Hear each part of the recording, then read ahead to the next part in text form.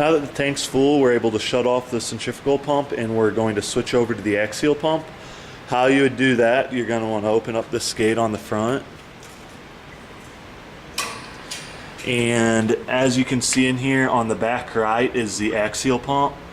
Now, how you want to adjust these over, while you have each of the different pumps labeled, you have one belt between them. You're going to want to loosen this knob up, shift this over, and that takes some of the tension off of the belt.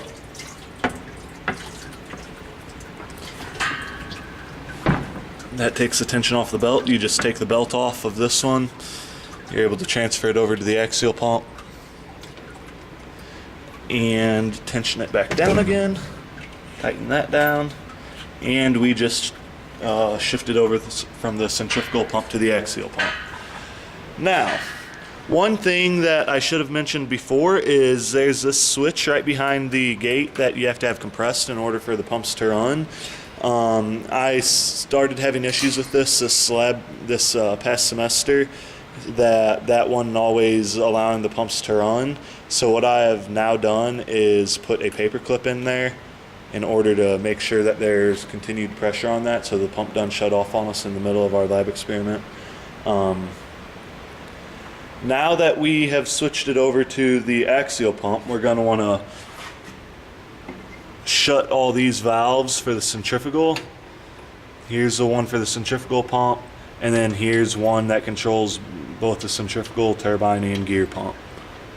I just shut them both down. And then up here on top is the axial pump. We're going to want to open that up, as I already did. Now that we have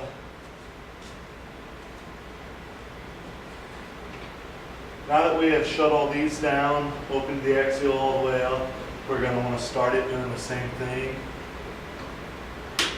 Now, if that red light doesn't turn on, it's because this gate went completely closed and it's not allowing power to the system.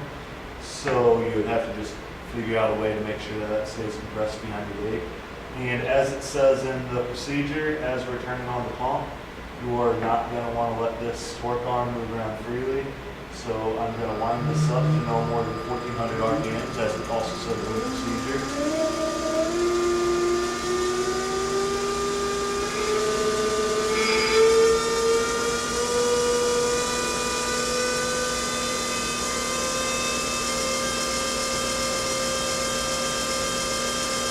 Then I would go through, do the readings again.